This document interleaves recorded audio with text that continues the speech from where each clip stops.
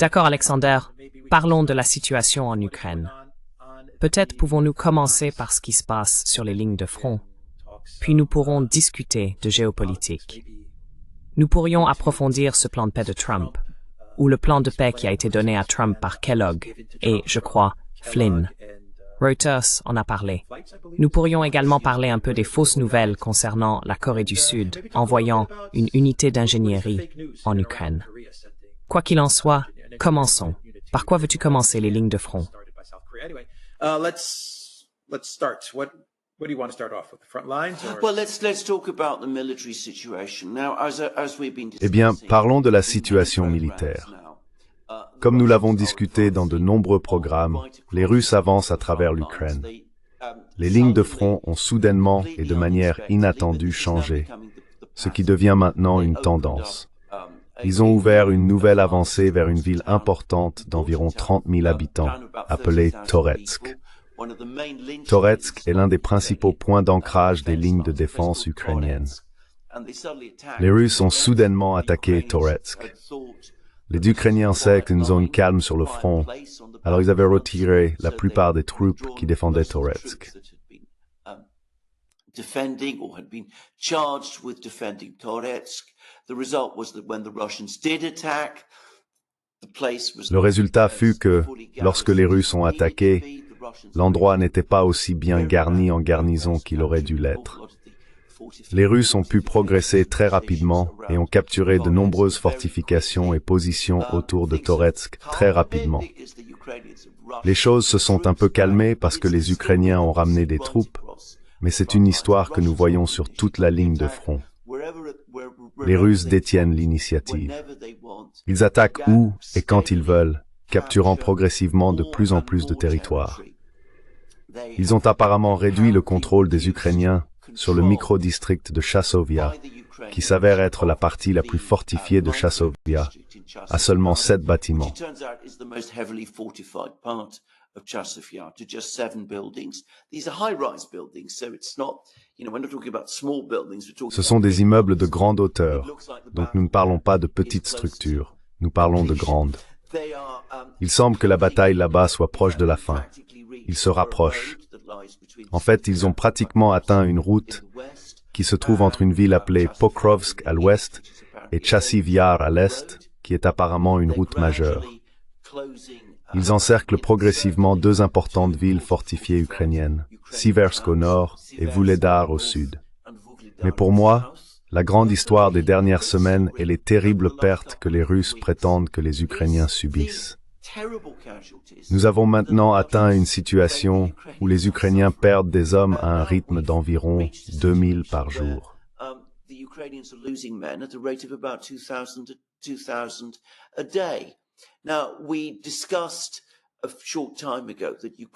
Nous avons discuté il y a peu de temps que l'Ukraine subit des pertes plus rapidement qu'elle ne peut les remplacer. Si elle continue à perdre des hommes au rythme de 2000 par jour, elle va perdre 60 000 hommes en un mois. Les Ukrainiens ont rapidement affirmé qu'ils mobilisent 5 000 hommes chaque jour.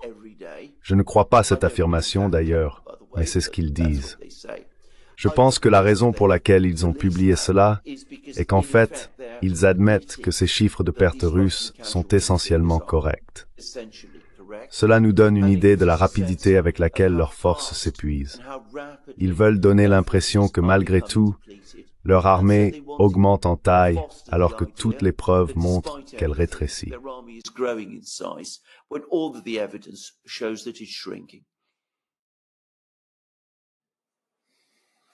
C'est pourquoi toutes les armes ne font aucune différence. C'est pourquoi toutes les armes ne font aucune différence et ne peuvent faire aucune différence.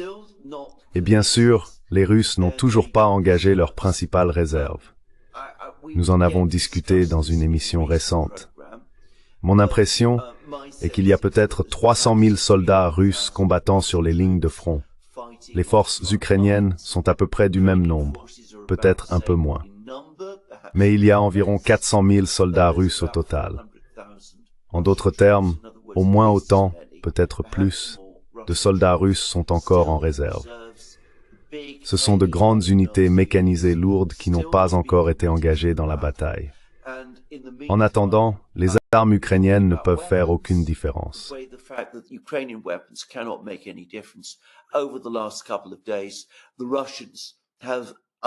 Au cours des derniers jours, les Russes ont dévoilé une nouvelle arme, la Fab 3000, et apparemment, ses effets sont dévastateurs. Beaucoup de gens m'ont expliqué ce qu'elle fait. C'est une bombe énorme qui pèse 3 tonnes et peut être transportée par des avions tactiques. C'est probablement la bombe la plus lourde qu'un avion tactique transporte n'importe où dans le monde. Les grands bombardiers stratégiques peuvent transporter des bombes encore plus lourdes. Le but de cette bombe est d'agir comme un destructeur de fortifications. Elle peut détruire les positions les plus lourdement fortifiées et l'onde de choc tue tous les soldats à l'intérieur de ces positions.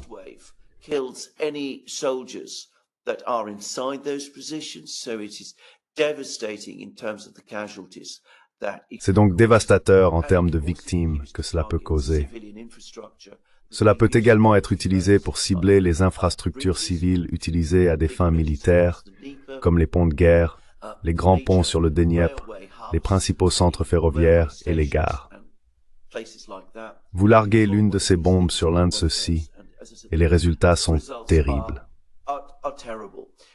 Nous avons maintenant beaucoup d'images de ces Fab 3000 utilisées sur les lignes de front, et l'effet est dévastateur. Les Ukrainiens semblent avoir essayé de répondre à cela en déployant leur système de missiles Patriot près des lignes de front.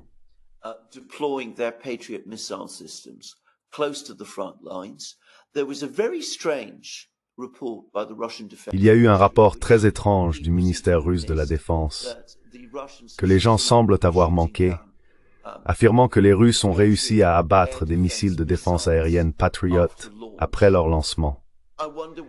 Je me demande si cela signifie qu'ils sont positionnés si près des lignes de front que les Russes sont capables d'abattre ces missiles alors qu'ils tentent d'attaquer des cibles aériennes russes. Il a été suggéré qu'il s'agissait d'une erreur et que lorsque les Russes faisaient référence aux missiles Patriot, ils voulaient en réalité parler des missiles Attack-MS. Cependant, j'ai l'impression que ces rapports du ministère russe de la Défense sont très soigneusement édités, et cela me semble peu probable.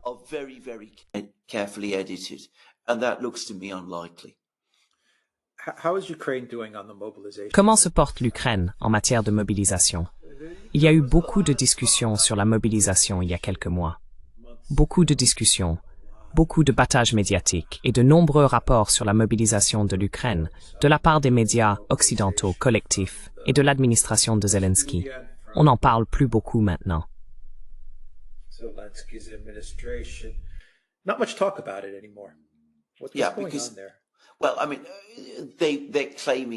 Ouais, bien, ils prétendent qu'ils mobilisent 5000 hommes par jour. Mais pour être franc, je n'y crois pas. Je pense que c'est un chiffre absurde. Je crois qu'il a été publié pour montrer qu'ils mobilisent 2 fois plus d'hommes qu'ils n'en perdent. Je pense que c'était le point principal.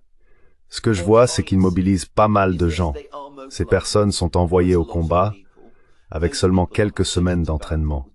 Beaucoup d'entre eux sont très jeunes. Nous avons beaucoup entendu parler des très jeunes personnes qui ont été mobilisées, mais il semble qu'ils mobilisent de plus en plus d'hommes dans la soixantaine.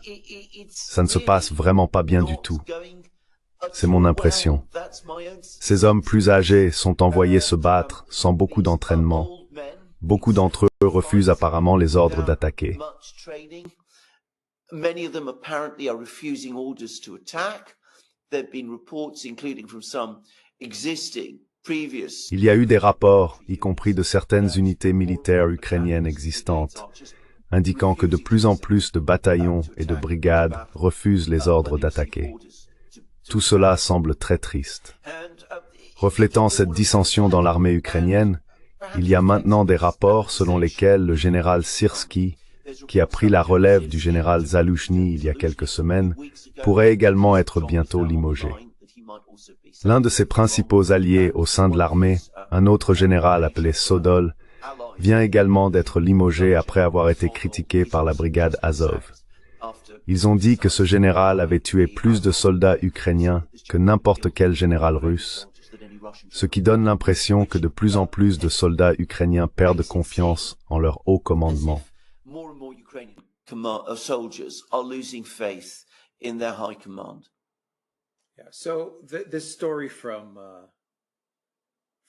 Donc, cette histoire des médias ukrainiens, en fait, parce qu'ils l'ont reprise et amplifiée, concerne la Corée du Nord, envoyant des spécialistes en ingénierie et des troupes en Ukraine pour aider la Russie. Cela provient en réalité d'un journaliste sud-coréen.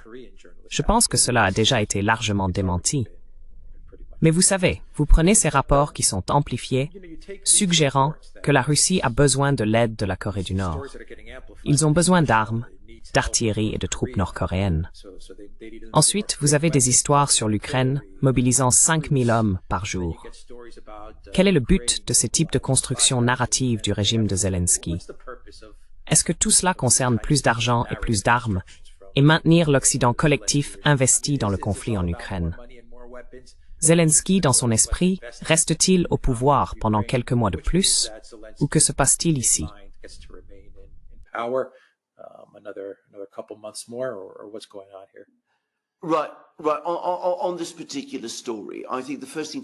D'accord. Sur cette histoire en particulier, je pense que la première chose à dire est que toute personne qui suit les nouvelles coréennes doit être extrêmement prudente en acceptant tout rapport sur la Corée du Nord provenant de la Corée du Sud. Maintenant, la Corée du Sud est un pays très dynamique et prospère. Il y a beaucoup de bonnes choses à dire à son sujet. Cependant, les informations médiatiques qui proviennent de la Corée du Sud sur la Corée du Nord sont étroitement contrôlées. Elles ne sont pas contrôlées par le gouvernement sud-coréen, mais essentiellement par les agences de renseignement en Corée du Sud, qui sont une branche locale des agences de renseignement des États-Unis.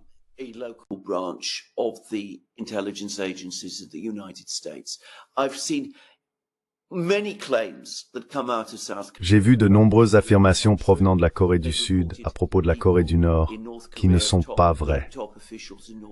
Ils ont rapporté que des hauts responsables en Corée du Nord avaient été soi-disant exécutés pour que ces responsables réapparaissent quelques mois plus tard aux côtés de Kim Jong-un, vivants et en bonne santé. Donc, vous ne devriez jamais prêter attention à ce genre de choses. Cette histoire sur l'unité d'ingénierie envoyée de la Corée du Nord en Russie a un but précis. C'est pour montrer que les Russes sont en difficulté, qu'ils manquent d'armes et d'hommes, et qu'ils ont besoin d'aide. Essentiellement, cela suggère qu'ils cherchent désespérément partout des personnes et des armes pour continuer la guerre.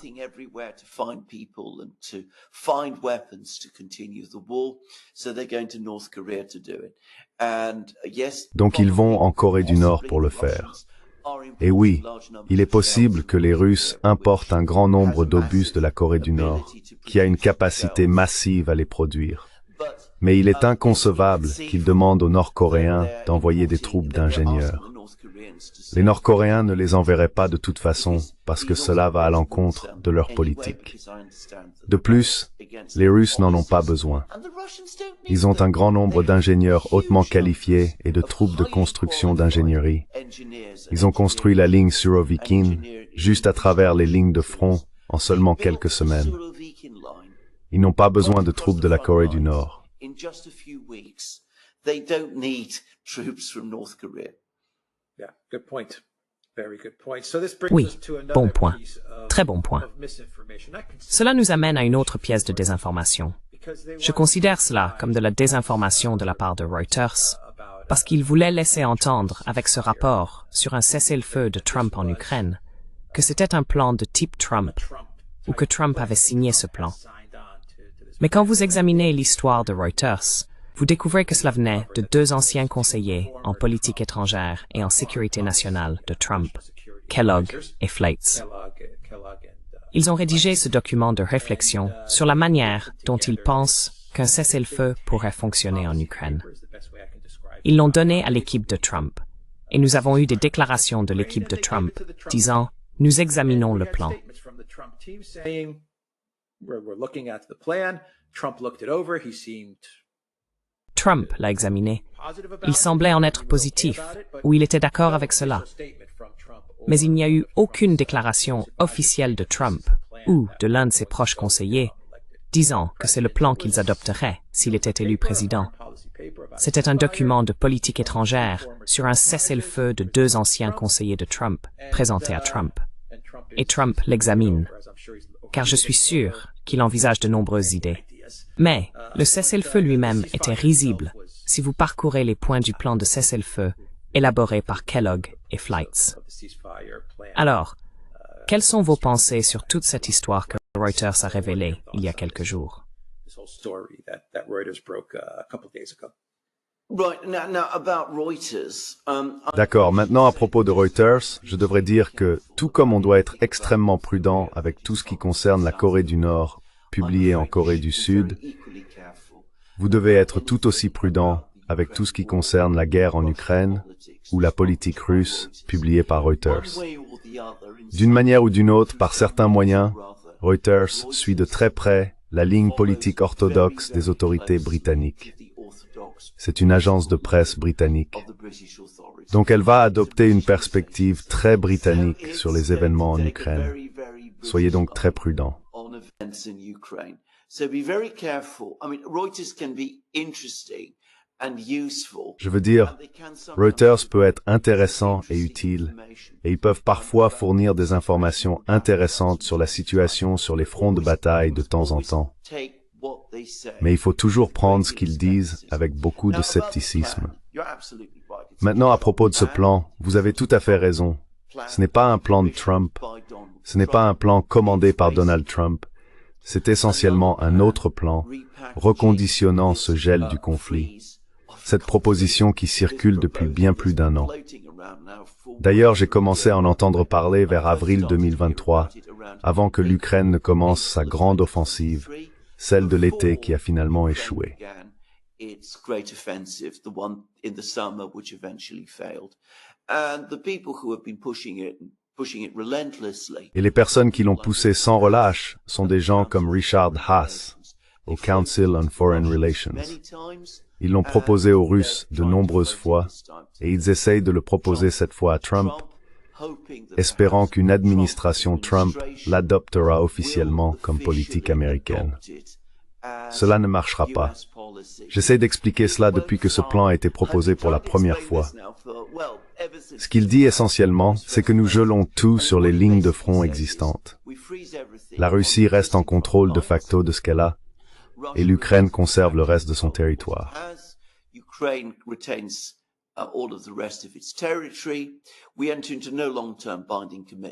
Nous ne prenons aucun engagement à long terme contraignant concernant l'Ukraine, afin que l'Ukraine puisse un jour rejoindre l'OTAN, peut-être pas immédiatement, mais à un moment donné dans le futur. Nous pouvons réarmer l'Ukraine autant que nous le souhaitons. Nous pouvons refuser d'accepter ce que les Russes ont fait et nous préparer pour la prochaine guerre.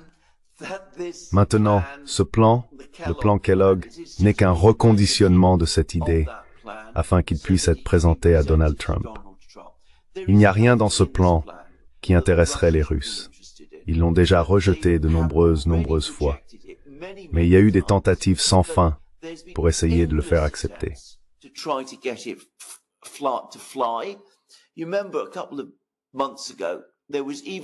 Vous vous souvenez, il y a quelques mois, il y avait même une tentative de suggérer que Zaloujny et Gerasimov négociaient en réalité entre eux pour un gel. Seymour Hersh a été enrôlé pour publier un article qui disait essentiellement cela, même si ce n'était pas vrai. Donc c'est le plan qui a été reconditionné. Reuters veut laisser entendre que c'est le plan de Trump. Ce n'est pas le plan de Trump. J'espère que Donald Trump, s'il devient président, écoutera des personnes qui ont une compréhension plus réaliste de la situation. Il devrait comprendre que oui, la guerre doit être terminée, mais elle ne peut pas être terminée de cette manière.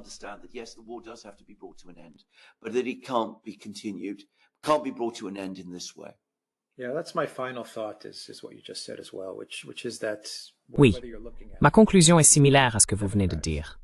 Que vous regardiez les démocrates, les républicains, les néocons, ou des personnes comme Haas ou Kellogg. Ces gars ne comprennent pas vraiment ce que la Russie veut ou ce qu'elle dit.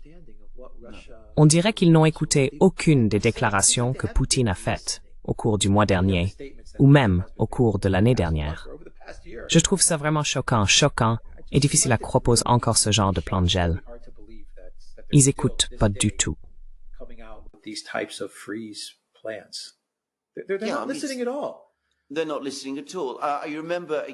Ils n'écoutent pas du tout.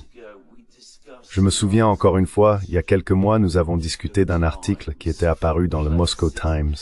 De tous les endroits, c'est un tout petit journal publié aux Pays-Bas. Maintenant, il n'est pas du tout basé à Moscou. Mais il y avait une de ces personnes qui venait juste d'aller à Moscou. Il est revenu et il était tellement en colère du fait que les Russes ne s'intéressaient pas au plan de gel.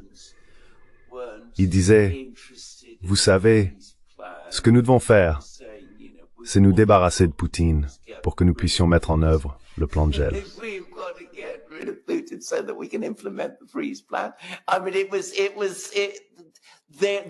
Je veux dire, ils n'écoutent pas. Ils continuent de s'obséder en pensant que c'est Poutine qui, d'une manière ou d'une autre, empêche l'acceptation de ce plan. Mais ils y sont vendus. Ils y ont complètement adhéré. Je pense qu'à un certain niveau, ils croient vraiment que les Russes l'accepteront et que ce sera le plan qui sera finalement mis en œuvre. Ils se trompent complètement à ce sujet. J'espère que Donald Trump comprendra cela s'il est élu. Peu importe comment Comrie se termine, es termen Berdings ranked.